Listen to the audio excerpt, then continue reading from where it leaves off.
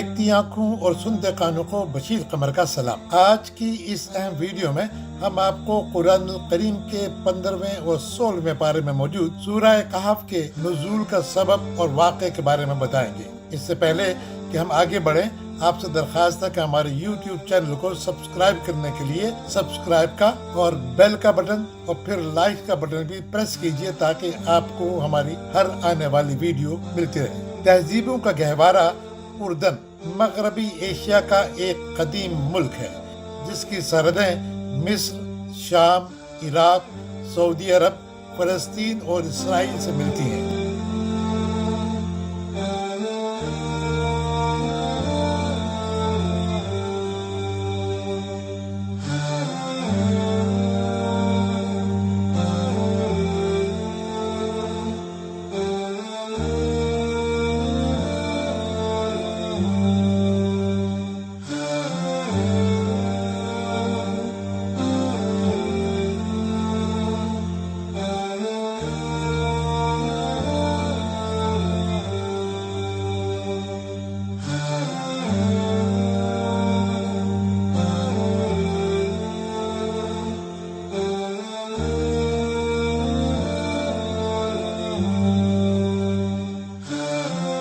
تاریخی اعتبار سے اردن میں کئی تہذیبیں آباد ہوتی رہی ہیں۔ مصری فرعون بھی یہاں پر قابض رہے۔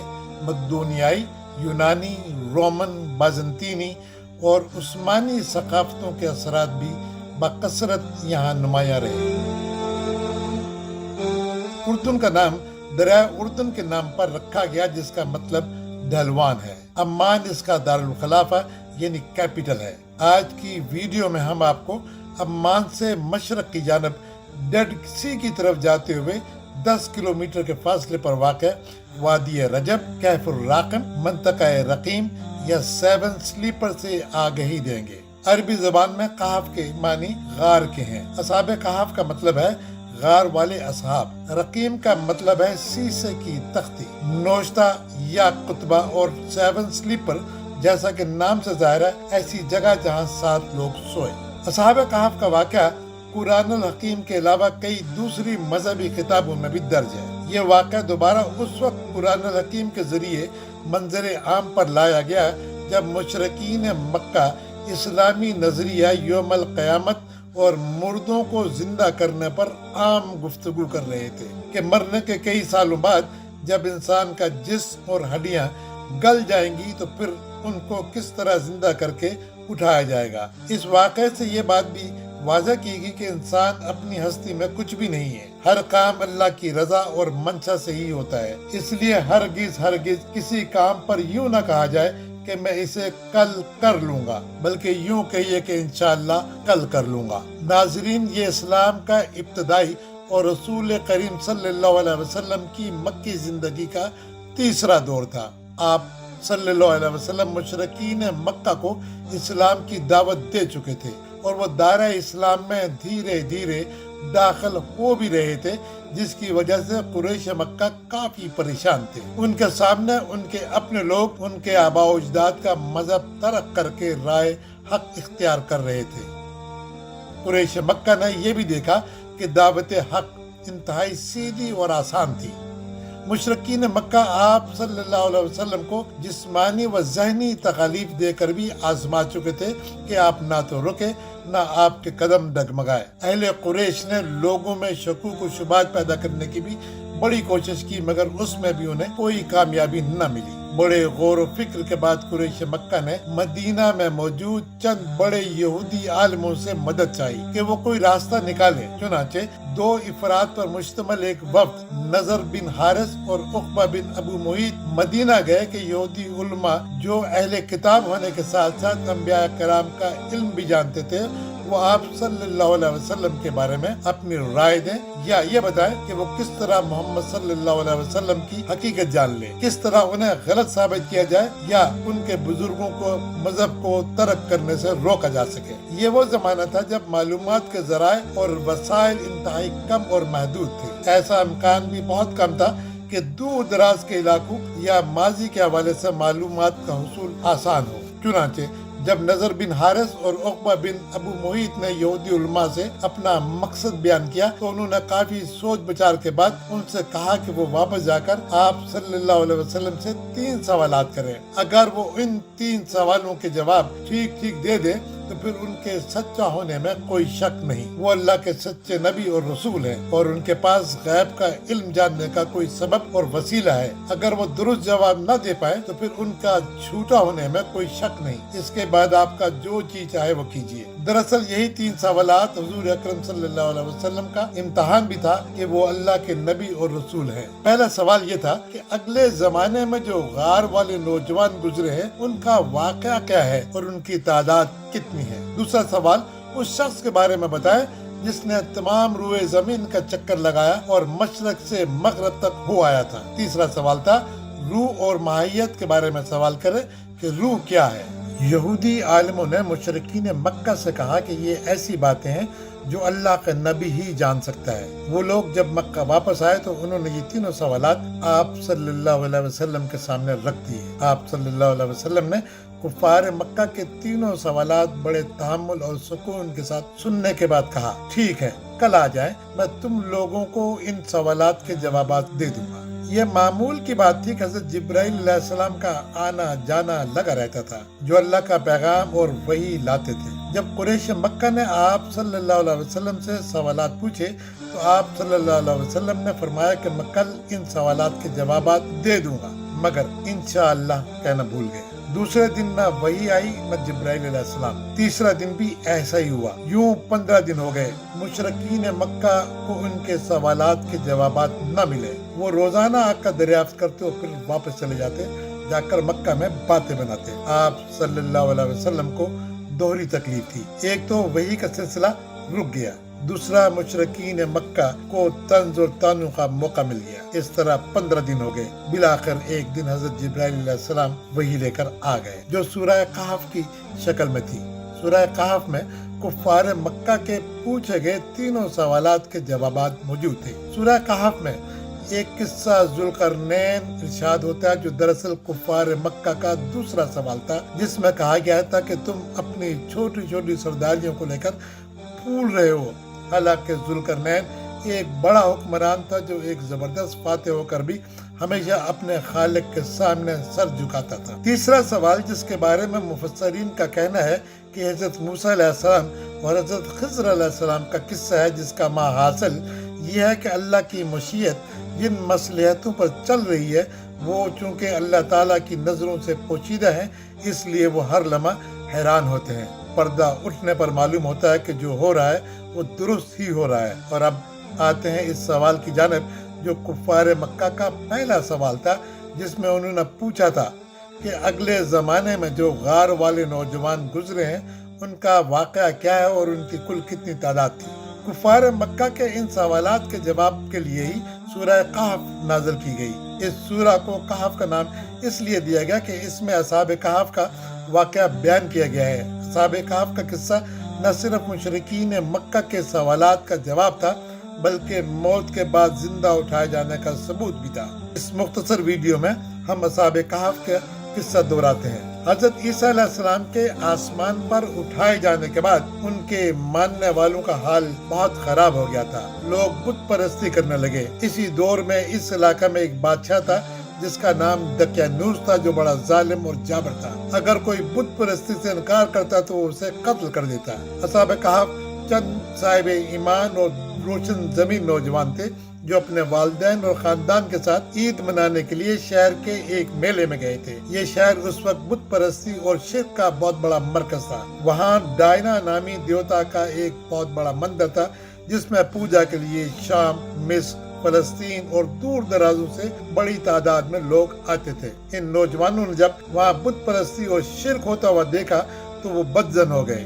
مندر سے دور ایک درخت کے نیچے وہ ایک ایک کر کے آ کے بیٹھ گئے اور بیٹھنا شروع ہو گئے۔ پہلے ایک آیا، پھر دوسرا، پھر تیسرا، اس طرح یہ سب اس درخت کے نیچے جمع ہونا شروع ہو گئے۔ شروع میں وہ ایک دوسرے سے شناسا نہ تھے، مگر پھر ان میں بے تکلفی اور حجاب ختم ہو گیا اور یوں ان کے دل کی بات زبان پر آ گئی کہ جب سب کا خالق ایک ہے تو پھر ان بتوں کی پرستش کیوں؟ اب ان سب میں مذہبی، روحانی اور نظریاتی یکجہتی قائم ہو گئی۔ اب وہ ایک دوسرے سے ملتے، اللہ کا ذکر کرتے اور اللہ ہی کی عبادت کرتے۔ آہستہ آہستہ لوگوں کو پتہ چل گیا اور انہیں پکڑ کر دقیانوس بادشاہ کے دربار میں پیش کر دیا۔ دقیانوس بادشاہ نے ان نوجوانوں سے پوچھا کہ وہ اپنے باپ دادا کا بت پرستی کا مذہب چھوڑ کر گمراہی کیوں اختیار کر رہے ہیں۔ نوجوانوں نے بڑی صاف گوئی سے اللہ کی وحدانیت کا اقرار کیا۔ بادشاہ نے ایک موقع دیا کہ وہ اپنی سوچ پر غور کر لیں، ورنہ انہیں کڑی سزا دی جائے گی۔ وہ نوجوان جانتے تھے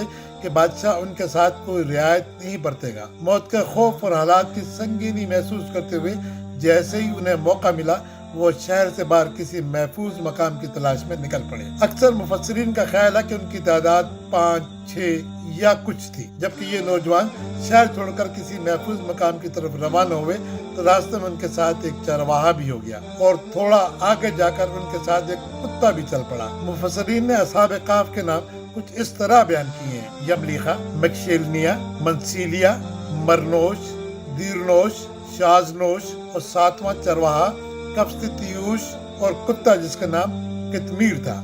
اس طرح اصحاب کہف کی کل تعداد 7 تھی اور کوئی ایک کتا بھی، لیکن قرآن الحکیم میں آیا ہے کہ ان کی صحیح تعداد بس اللہ تعالیٰ ہی کو معلوم ہے۔ یہ سب چھپتے چھپاتے ایک پہاڑی پر پہنچے جس میں ایک غار تھا۔ یہ سب اس غار میں چھپ کر بیٹھ گئے، جبکہ وہ کتا غار کے دھانے پر بیٹھ گیا۔ تھکن اور بھوک کے مارے وہ اس غار میں لیٹ گئے اور یہاں اللہ تعالیٰ نے ان پر ایک طویل نیند طاری کر دی۔ غار کے دھانے پر بیٹھا کتا بھی اس پوزیشن پر تھا کہ وہ بالکل چاق و چوبس نظر آتا، مگر اللہ نے اسے بھی طویل نیند سے نواز دیا۔ دور سے دیکھنے والے کتے کو دیکھ کر اندازہ لگاتے کہ شاید غار میں کوئی خطرناک ڈاکو ہیں، اس لیے وہ ادھر کا رخ نہ کرتے۔ دوسرا، یہ غار ایک ایسی پوزیشن میں تھا کہ یہاں کسی بھی موسم میں سورج کی روشنی نہ پہنچتی تھی۔ اگر کوئی غار کی طرف آ بھی جاتا تو اندر جھانکنے سے اسے کچھ نظر نہ آتا۔ دقیانوس بادشاہ کے دربار میں دوسرے دن جب یہ نوجوان نہ پہنچے تو اس کے سپاہی انہیں ڈھونڈتے رہے،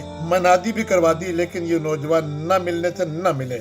بس لوگ ان کا ذکر اور فرار کا قصہ ہی بیان کرتے رہے۔ دقیانوس بادشاہ کے لوگوں نے نوجوانوں کے ناموں پر مشتمل ایک رقیم یعنی تختی بنا کر مال خانے میں محفوظ کر لی تاکہ ان کے ملنے پر ان کے خلاف لگے الزام اور نام محفوظ رہ جائیں۔ بعض مفسرین کا کہنا ہے کہ نصاب کے بیدار ہونے کے بعد اس واقعے اور ان کے ناموں کی تصدیق اسی خطبے یا رقیم سے ہوئی تھی یا اسی تختی سے ہوئی تھی۔ بہرحال جب اس غار میں تھکن اور بھوک کے مارے وہ اصحاب لیٹ گئے تو اللہ تعالیٰ نے ان پر ایک طویل نیند طاری کر دی۔ غار کے دھانے پر بیٹھے کتے پر بھی اللہ تبارک تعالیٰ نے طویل نیند طاری کی۔ اس نیند کے دوران ہر 6 مہینے بعد اللہ انہیں کروٹ بدلوا دیتا۔ ان کے ساتھ اللہ تعالیٰ کتے کا پہلو بھی بدل دیتے۔ پھر ایک خاص مدت کے بعد جس کے بارے میں اللہ ہی جانتا ہے۔ مبصرین کا کہنا ہے کہ 300 سال یا 309 سال کے لگ بھگ اللہ نے انہیں بیدار کیا۔ انہیں بالکل اندازہ نہیں ہوا کہ وہ کتنی دیر سوئے ہیں۔ جب وہ جاگے تو انہوں نے ایک دوسرے سے پوچھا کہ وہ کتنی دیر سوئے۔ ان کا خیال تھا کہ بس 1 دن یا اس سے بھی کم۔ اب انہیں بھوک پیاس محسوس ہو رہی تھی۔ انہوں نے اپنے ایک ساتھی کو چند سکے دے کر بستی میں بھیجا کہ وہ جا کر کچھ کھانے پینے کی اشیاء لے آئے۔ ساتھ ہی اسے تاکید بھی کی کہ وہ احتیاط سے جائے تاکہ بادشاہ کے لوگ اسے دیکھ کر پہچان نہ لے اور گرفتار نہ کر لیں۔ یہ نوجوان جب سکے لے کر بستی میں داخل ہوا تو اس نے یہ پورا علاقہ اجنبی اور بدلہ بدلہ پایا، تاہم وہ اسے اپنا وہم سمجھ کر ایک دکان سے کھانے پینے کی اشیاء کی خریداری کرتا رہا۔ خریداری کے بعد جب اس نے ادائیگی کے لیے سکے دیے تو قدیم سکے دے کر دکاندار حیران ہو گیا۔ وہ سمجھا شاید اس نوجوان کے ہاتھ کوئی خزانہ لگ گیا ہے۔ نوجوان نے وضاحت کی کہ یہ سکے اس کے اپنے ہیں اور وہ کل شام ہی یہاں سے گیا تھا۔ باتوں باتوں میں نوجوان نے دقیانوس بادشاہ کا نام لیا تو لوگ ہنسنے لگے اور اسے پاگل سمجھا۔ تاہم اس کی دوسری باتوں سے ان لوگوں کو یاد آیا کہ تاریخ میں انہوں نے دقیانوس بادشاہ کا نام پڑھا ہے۔ اسے مرے ہوئے تو سینکڑوں سال گزر چکے ہیں۔ لوگوں نے خزانے کے شک پر نوجوان کو پکڑ کر بادشاہ کے دربار پہنچا دیا۔ مفسرین کے مطابق اس وقت وہاں پر ایک نیک دل مسلمان بادشاہ حکمران تھا جس کا نام تندوسس تھا۔ وہ انتہائی نیک اور رحم دل بادشاہ تھا۔ اس نوجوان نے بادشاہ کے دربار میں جب اپنا واقعہ سنایا تو سب نے انتہائی ادب اور احترام سے سنا۔ جب انہیں پتہ چلا کہ یہ وہی نوجوان ہیں جن کے بارے میں انہوں نے اپنے بزرگوں سے سن رکھا تھا کہ وہ اپنا ایمان بچانے کے لیے روپوش ہو گئے تھے، پھر مال خانے سے وہ تختی جس پر واقعہ اور ان کے نام درج تھے وہ بھی مل گئی۔ دربار سے نکلتی ہوئی یہ بات فوراً شہر تک پہنچ گئی کہ بادشاہ دقیانوس کے زمانے میں جو اصحاب غائب ہوئے تھے وہ اب ظاہر ہو چکے ہیں۔ بادشاہ اس نوجوان کو لے کر اس کے باقی ساتھیوں سے ملنے روانہ ہوا تو کئی درباری اور دیگر عمرہ بھی ساتھ ہو لیے۔ جب بادشاہ ان نوجوانوں سے ملا تو خود کو انتہائی خوش نصیب سمجھ رہا تھا۔ جب ان نوجوانوں کو معلوم ہوا کہ وہ ایک طویل مدت سوتے رہے تو انہیں خود بھی بڑی حیرت ہوئی۔ بادشاہ نے ان نوجوانوں کو اپنے ساتھ لے جانے کی کوشش کی، مراعات اور دیگر سہولتوں کا بھی وعدہ کیا، مگر ان نوجوانوں نے وہاں غار میں ہی رکنے کو ترجیح دی۔ ان لوگوں کے جانے کے بعد وہ نوجوان دوبارہ غار میں جا کر لیٹ گئے اور پھر اللہ تعالیٰ نے انہیں ابدی نیند سلا دیا، یعنی ان کی روح ان کے جسد خاکی سے پرواز کر گئی۔